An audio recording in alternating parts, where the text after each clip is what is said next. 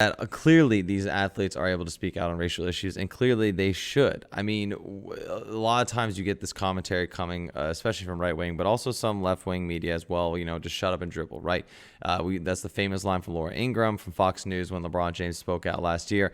Is really, shut up and dribble. You're an athlete. What do you have to say about these issues in our country? Are you connected to it, and so on. And my question is, I return back to those reporters. What makes those reporters qualified to speak on these racial issues, right? The majority of all the... Welcome to the ChadBurn Show, brought to you by M. Chad Baldwin.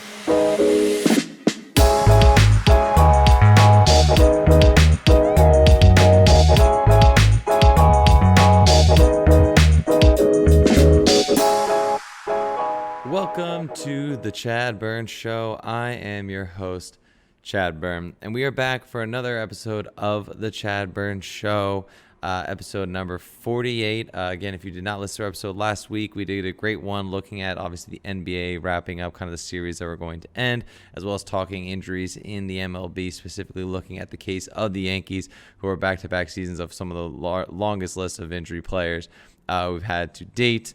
But really a great one, episode 47. If you haven't given to a listen to it, I highly recommend going back and checking it out. But we are on to another week, on to another world of sports, a continuously changing, tumultuous year that is 2020.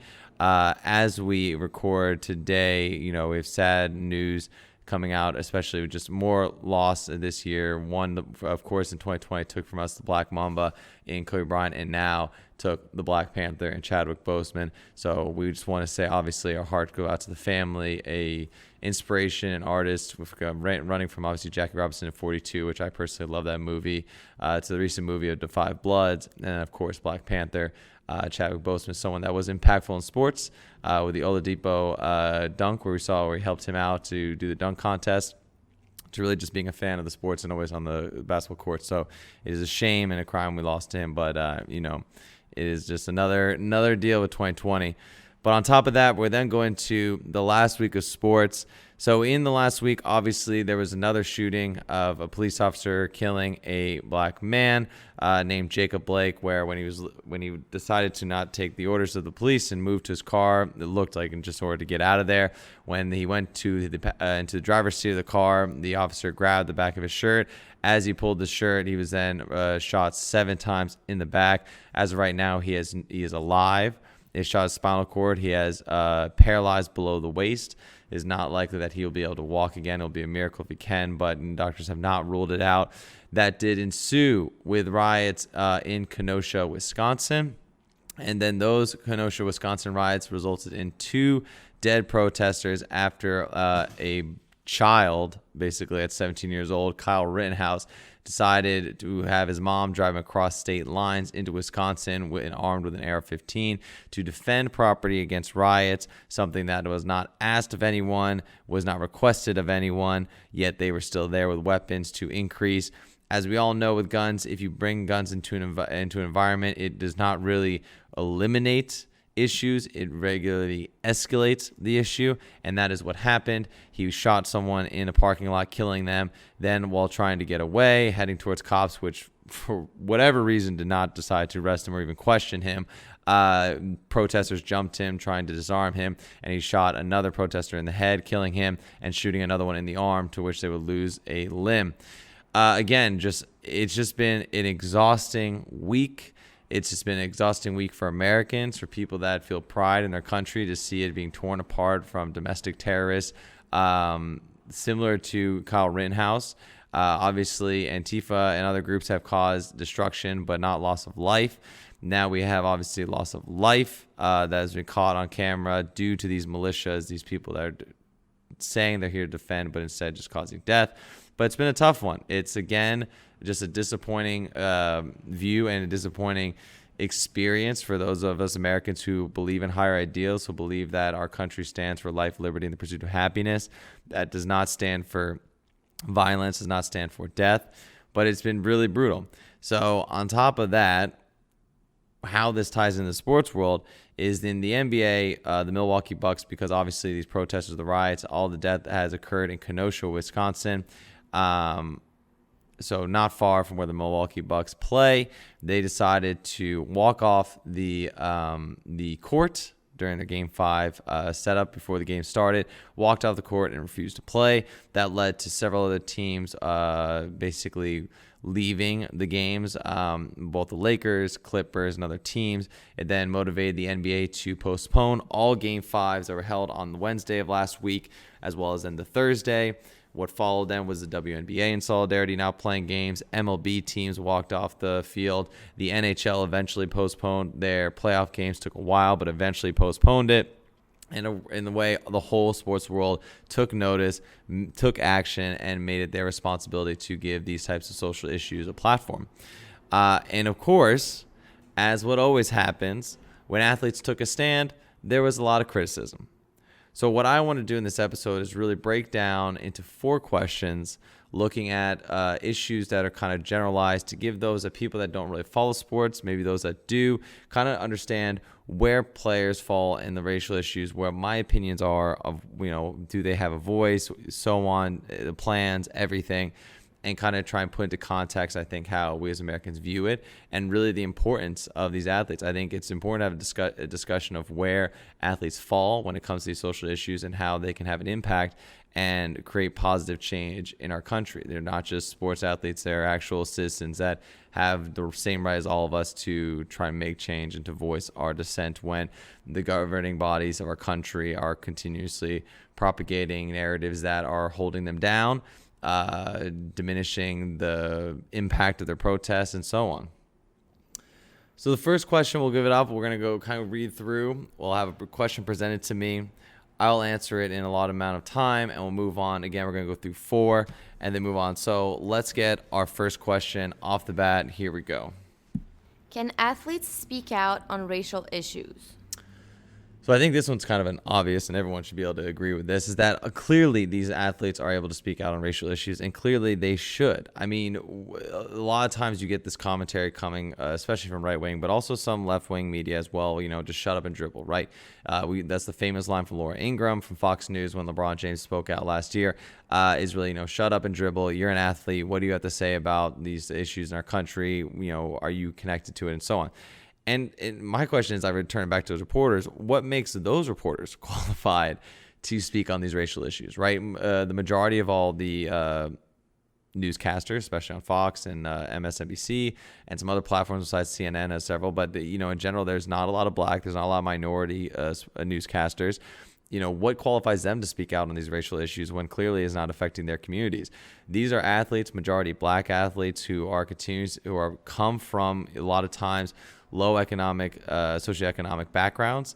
They didn't have a lot of opportunities growing up besides sports. Sports was their escape. It was a way to get to college. It was a way to get an education. It was a way to make money for their families, to help lift their families out of poverty, because the traditional means of doing so in the United States have kind of been held back from them, held back from communities of color, not allowing them really to always seek out the best jobs, really because of past instances of, housing discrimination, job discrimination, segregation within schools. A lot of these communities have not had the opportunity to really excel as others have. So for many of them, to escape is through sport. So when they do become athletes, even if they're making millions of dollars, even if, they're kind of disconnected in a way from the old way and the old community, from the people that still live there, they still can speak out on it. They've lived that experience. It is their day-to-day experience. They are black at all times. There's not one moment that a black athlete is not black in America. No matter how it goes, no matter how much money they make, they will always be looked at as black. Now, celebrity status does obviously help them get out of, in certain instances, uncomfortable and sticky situations with the police, which normally escalate to either them being put into jail or escalate into a possible shooting. And the celebrity status of them luckily helps them get away from that, but it doesn't mean they've never suffered from that reality. So really, I think that athletes are some of the most important voices to hear during this time. I think because of their influence, because of what they can do, they need to speak out. They need to give awareness, because especially to us as fans of the sport, a lot of us growing up, we idolize these players. So we idolize what they have to say. We understand that their lived experience can be taught to us, and we can learn from it, and trying to then spread it out to those that are our neighbors, to our brothers and sisters who live with us in the country. So I think it is very important for them to speak out. I think they have every type of educated status. I think they have every type of gravitas, power, meaning behind their words that any other person on television, any other person speaking has. It seems ridiculous, especially on Fox, to have Laura Ingraham trying to lecture us about what is proper race relations and what is, proper for them to be arguing and protesting about, when she has zero connection to any of this community. She has zero insight. She's a real moron when it comes to this stuff, and just continues to spout hate and divisiveness. So I think it is important for players to come out and make this stance. I think it is great to see out from NBA to the NHL, MLB, the NFL even took some stands during the practice at WNBA. Really, it's important, and I think we need to continue to see players step up and make these comments. And I think them walking out, in solidarity against those games and having the NBA support it creates awareness. It's a disruption to our day-to-day of things we love to watch. Like, we love watching sports, so maybe when these players step out and eliminate and take those sports away from us, we might listen. We might look and be like, wow, they are that impactful for society. They have this much impact to what we do, to our economy, to everything else. Maybe we'll start listening.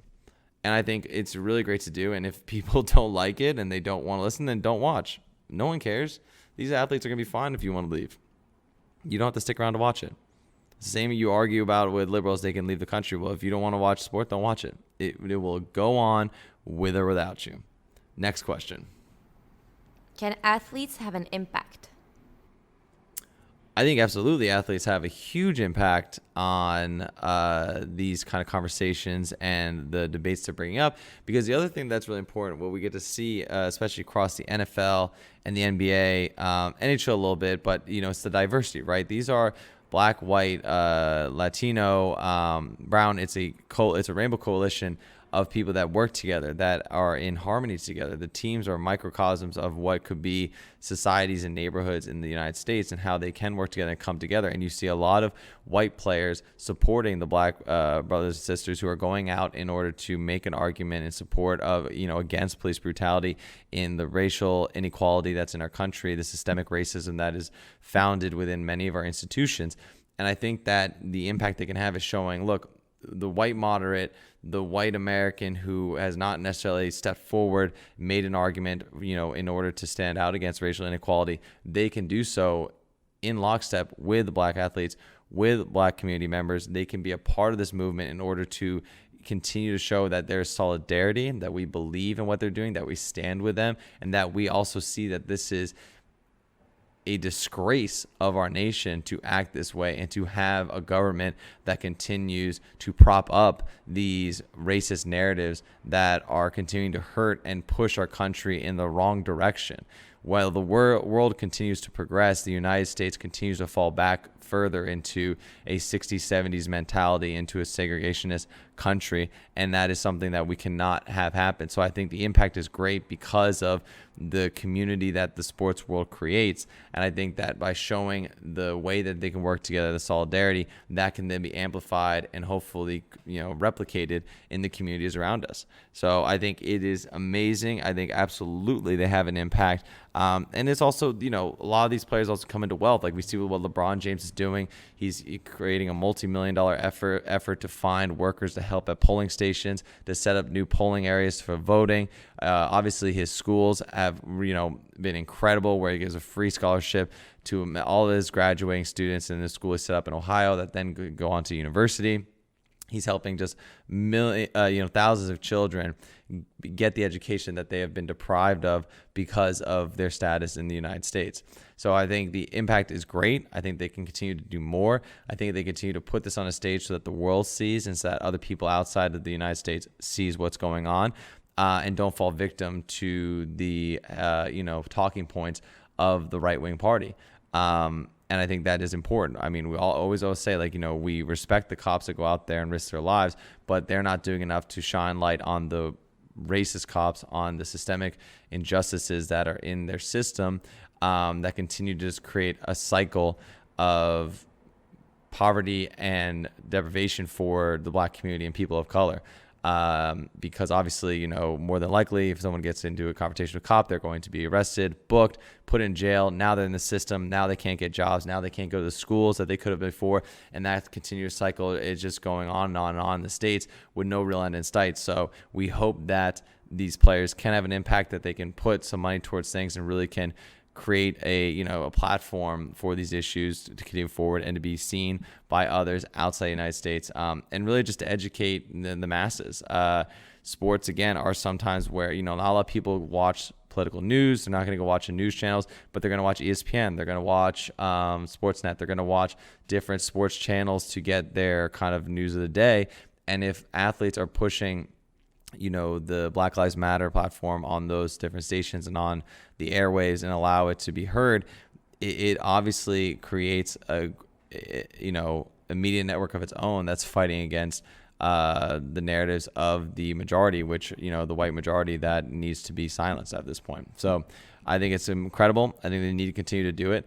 And I don't think they should stop. This is something that needs to get done, and they need to continue moving forward with it. So next question. Do they need a plan?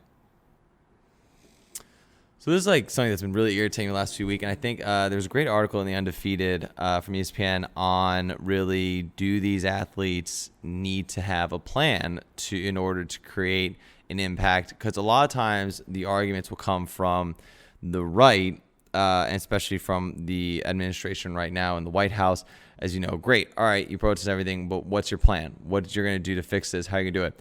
And what I say is, I don't know why they have to have a plan.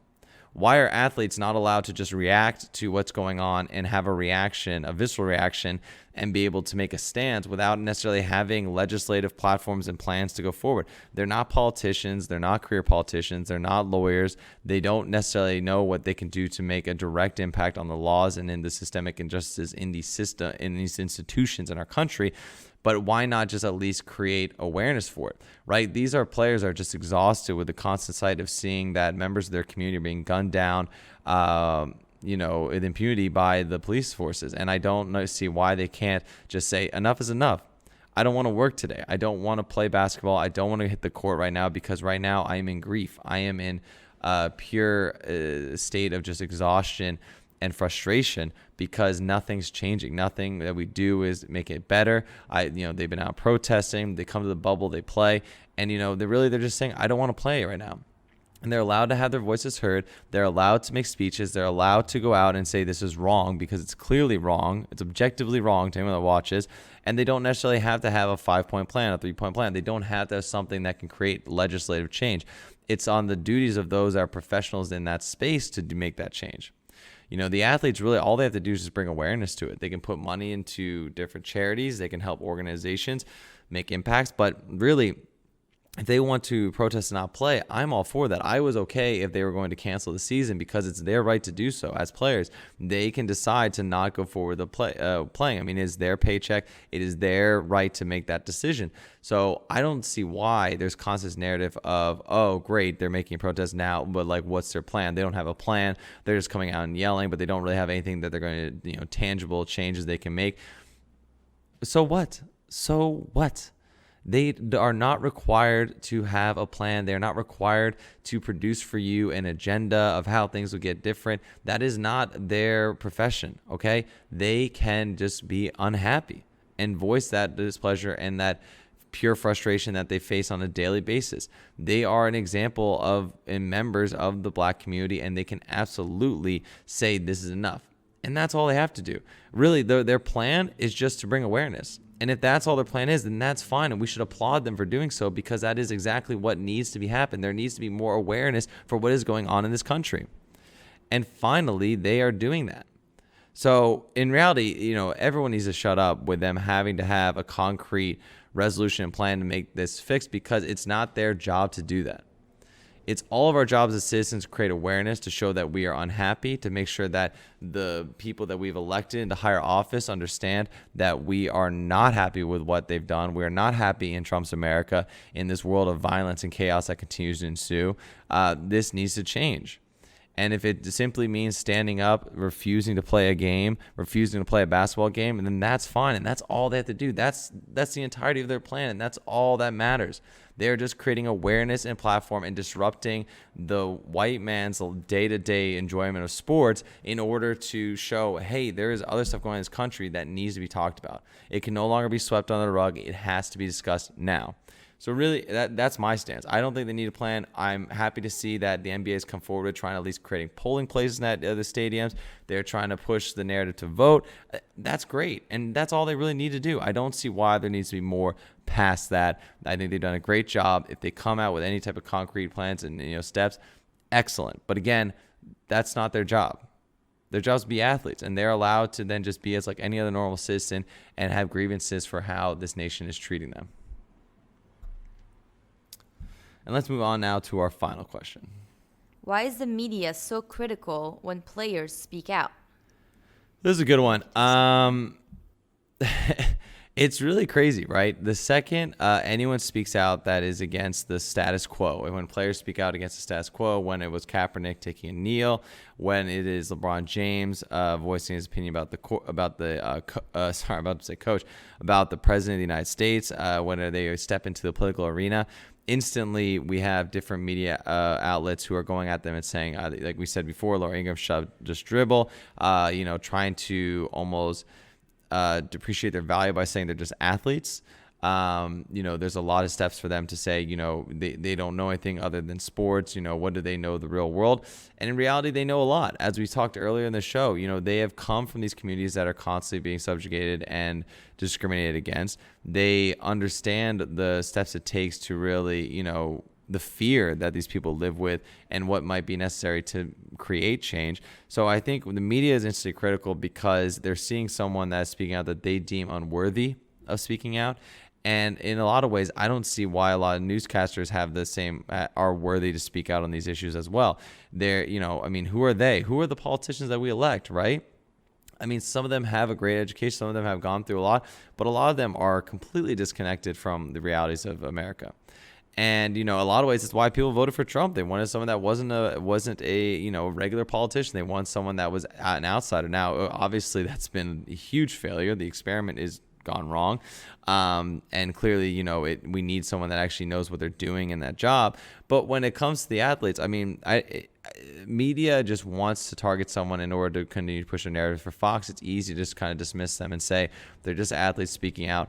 But, they're citizens. They are American citizens. They have a right to protest. They have a right to speak their mind. They have a First Amendment right to say what they want to say. And when they observe things that are wrong and injustices that are happening continuously in this country, they have every single right to say that they are unhappy with that and that they demand change. And if the media wants to kind of paint this picture that they're just idiots that dribble a ball, they can go ahead and do it, but that is completely ridiculous. And who are not to say, most of these people are just idiots who are behind a desk. So that's my point on it. I think the media instantly is critical just because they seem to believe they have some for professionalism behind this. If it's something that they don't agree with, it's easy to dismiss it because they can just continue to try and create this image of just the idiot, athlete. But in a lot of ways, these players have been around. They know how things work. They've worked the system to get to where they are now. I think they have the greatest insight on really what is happening in our country and why it is so damaging.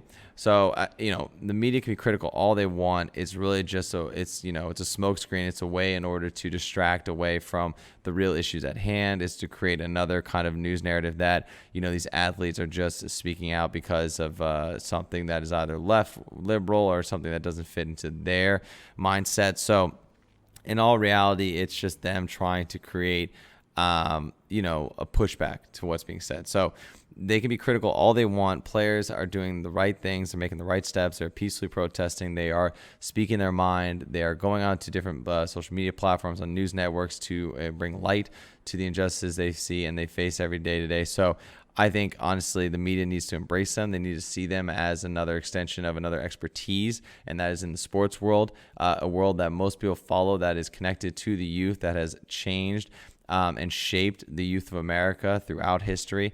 Without sports, I mean, Michael Jordan, it was one of the most impactful people. Kobe Bryant, we saw his impact on people after his passing.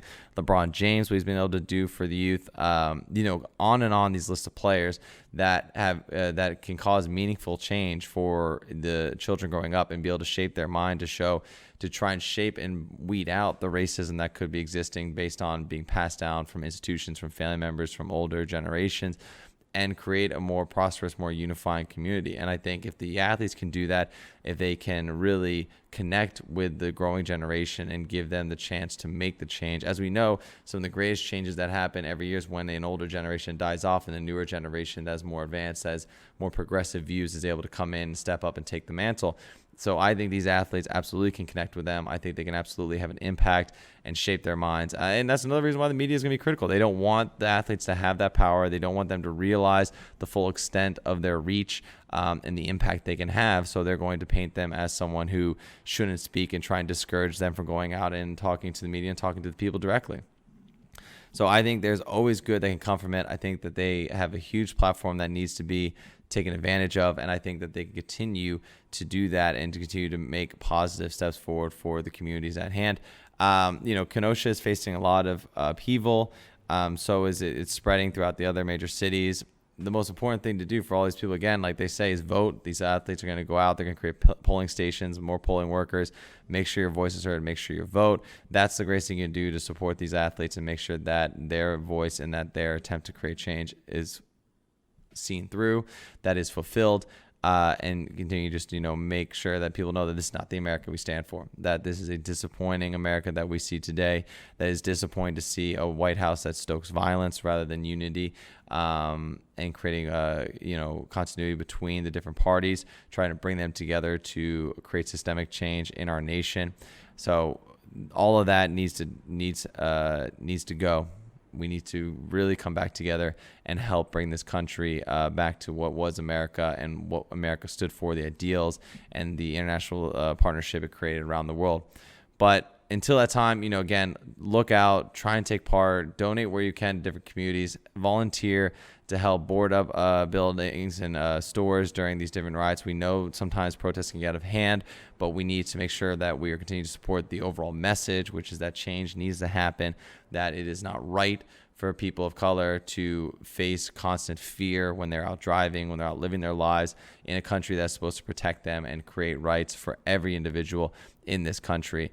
And that's something we need to continue to work hard on. It's not something we can just do one day. It is something that needs continuous work, continuous effort, and continuous pushes from the voices that need to be heard. So I hope that the NBA players, the NFL players, the NHL players, MLB, WNBA, international soccer, all the players that can have a voice and can have a platform continue to do so and to not be discouraged by certain media outlets that will try and paint them in a negative light. They are the voice for the youth. They are the voice for a lot of young boys and girls who are trying to find out who they are as men and women as they grow up. So I think it can never be silenced. It cannot be muted. They need to be heard and speak out. So that's really what I wanted to cover for today. Like I said, it's been an exhausting week. I really wanted to think through my thoughts, point out 4 specific questions so we could address it. Obviously, we're not going to create change. We're not going to change the world in this podcast, but I think it's important to speak out because sports and racial issues in the United States are tied hand in hand.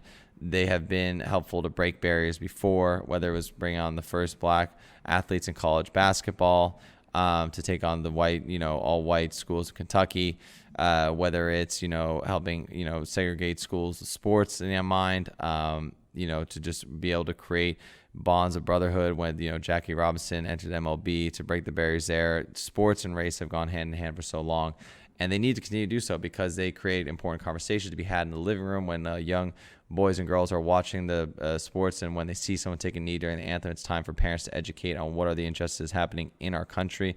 It is time for, families to have those conversations, and I think athletes are continuing to do that and are doing great things with it. So that's the show today. That's a conversation we wanted to have. Next week we'll obviously be more into the playoffs as things are getting ramped back up since the NBA will continue to resume their season. But for now, I thought it's time we had a kind of fireside chat and talk more about this, especially from me, a progressive white individual from the United States. I think I can be a part of the change, how I think people from my community need to be a part of it and need to step up and really work hand in hand with the persons of color and those communities that are really being hit hardest by this. So, hopefully we can all come together and really create the systemic change that we want to see in all these institutions, work from the police to government, to the housing development, to trying to create, more opportunities in the workforce, and so on.